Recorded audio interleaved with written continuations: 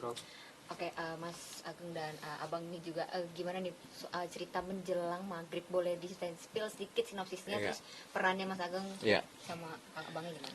Ya, kalau aku kebetulan berperan sebagai kepala desa yang deliverynya tuh bijaksana, karena di kampungku ini ada salah satu gadis namanya Lela yang selalu kesurupan dan sudah meninggal tapi meninggal hidup lagi karena kemasukan salah satu karuhun gitu kan. Nah, terus akhirnya ada dokter yang dari zaman Belanda, karena ini settingannya tahun 1920-an. Jadi film ini nih ada unsur budaya, terus kearifan lokal, dan juga ada mistisnya gitu. Nah, dokter ini namanya Giandra yang diperankan oleh Aditya Zoni. Nah, dia penasaran kok ada di kampung ini ada salah satu gadis yang meninggal dan dipasung gitu kan.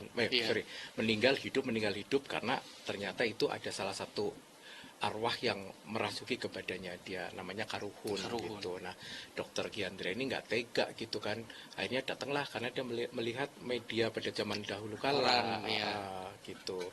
Lah terus akhirnya datang ke kampung saya ini, desa Karuhun, terus pengobatan, tapi ternyata dia kaget karena mengalami hal-hal yang mistis kayak gitu, seperti ketemu rambut panjang di makam, terus Laila bisa kelihatan di mana-mana kayak gitu. Pokoknya untuk seorang dokter ini kayaknya nggak kaget banget gitu.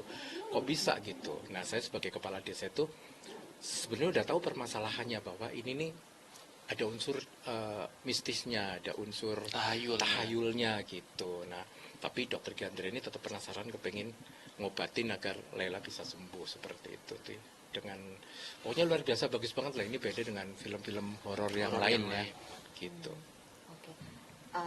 Satu lagi Mas Ageng, mungkin pesan moral kali ya, atau hal-hal yang bisa dipelajari apa aja nih di film ini? Ya, sebenarnya kalau pesan moral di film ini sih bahwa di masyarakat Indonesia khususnya, apalagi di daerah Jawa ya, masih percaya dengan adanya mistis, tahayul, bahwa kalau menjelang maghrib itu biasanya janganlah keluar, jangan ada aktivitas gitu. Biasanya pesan moralnya ya apapun itu, bahwa di tanah Indonesia ini di beberapa daerah masih meyakini adanya yaitu hantu, masih meyakini adanya arwah-arwah yang gentayangan, yang penasaran, yang bisa merasuki ke manusia-manusia yang seperti itu. Jadi ya kita percaya dengan adanya gaib kayak gini, karena gaib itu ya Allah sendiri kan juga gaib. Nah, kadang-kadang kan ada manusia yang nggak percaya, masa sih gitu. Nah, itu yang harus kita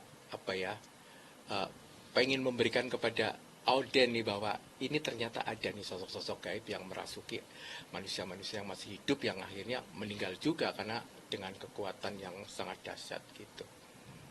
Oke, terakhir perkenalan diri, saya Mas Ageng, abangnya juga, terus promo ya, saksikan ini mulai dari tanggal besok ke 31 tanggal 4 September seluruh bioskop.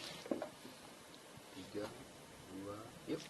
Halo, saya Ageng Kiwi, saya berperan jadi kepala desa di film Menjelang Maghrib 2 yang akan tayang nanti tanggal 4 September 2025 di seluruh bioskop Indonesia. Nah, buat kalian pokoknya kalau yang seneng nonton horor, jangan lupa harus nonton film Menjelang Maghrib 2 karena filmnya luar biasa dan keren banget pokoknya, harus ditonton. Saya sebagai kepala desa nih, biasanya kan suka nyanyi jadi penyanyi dangdut. Nah, pengen tahu kan aktingnya Ageng Kiwi kayak apa, harus ditonton. Nah, Paldi. Halo, saya Valdi Mulia, berperan sebagai Ujang di film Menjelang Maghrib 2 yang tayang tanggal 4 September di bioskop Indonesia. Jangan lupa buat nonton karena filmnya keren banget, luar biasa.